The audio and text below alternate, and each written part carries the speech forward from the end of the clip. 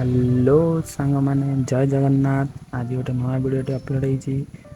ଏଇ ଭିଡ଼ିଓରେ ଦେଖନ୍ତୁ ଆଉ କୁହନ୍ତୁ କେମିତି ହେଇଛି।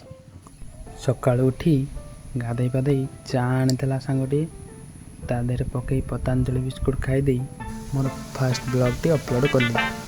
ତାପରେ ଖରାବେଳ ଟିଫିନ୍ରେ ଆସିଥିଲା ଶୁଦ୍ଧ ଗୁଆ ଘିଅରେ ପ୍ରସ୍ତୁତ ଡାଲି ଆଉ ତା ସହ ଆଚାର, ଚିକେନ୍।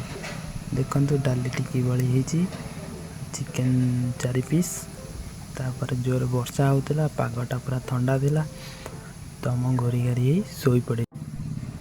ପୁରା ଖରାବେଳେ ଶୋଇଛି, ଯାଇକି ଏକାଥରେ ଉଠିଲି ସନ୍ଧ୍ୟାରେ ଉଠି ବାହାରିଲୁ ବୁଲିବାକୁ। ଯେତେବେଳେ ଆଣିଥିଲା ତା ଭାଇ ପାଖରୁ ଗାଡ଼ି, ତ ବାହାରିଲୁ ବୁଲିବାକୁ।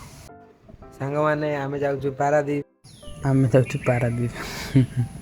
ମିଛରେ କହୁଛି। ଆମେ ବାସ୍ ସେଇଠି ପେଟ୍ରୋଲ ପମ୍ପରେ ତେଲ ପକାଇ ଗାନ୍ ଛକରେ ଟିକେ ବୁଲାବୁଲି କରି ତା ଭାଇ ଆଣି ଆମକୁ ହଷ୍ଟେଲରେ ଛାଡ଼ିଦେଲା।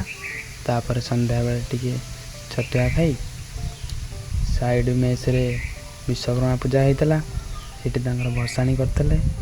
ବାଲକୋନି ଠିଆ ହେଇ ତାଙ୍କ ଭସାଣି ଦେଖିଲୁ।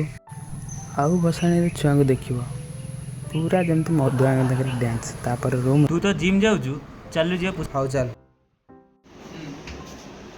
କଣ କରିବ ତମେ ବି ଚାଲ କୁସମରେ। 3, 2, 1। ପୁଷଅପ୍ ପାଇଁ ଚାଲିଥିଲା ୱାର୍ମ ଅପ୍। ତାପରେ ୱାର୍ମ ଅପ୍ କରିସାରି ବେଡ଼୍ ଉପରେ ଉଠି ଆସି 2-3 ରକମରେ ମାରିଲେ ପୁଷଅପ୍।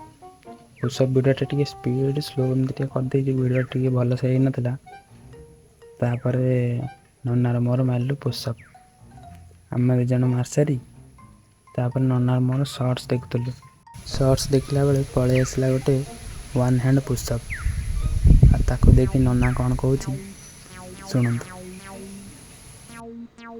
ଏ ପୁଷପ ଏଟା ବହୁତ ହେଇଛି, ମୁଁ କରିଦେବି। ମାରିଲୁ ଦେଖିଆ। ହଉ ଆସେ।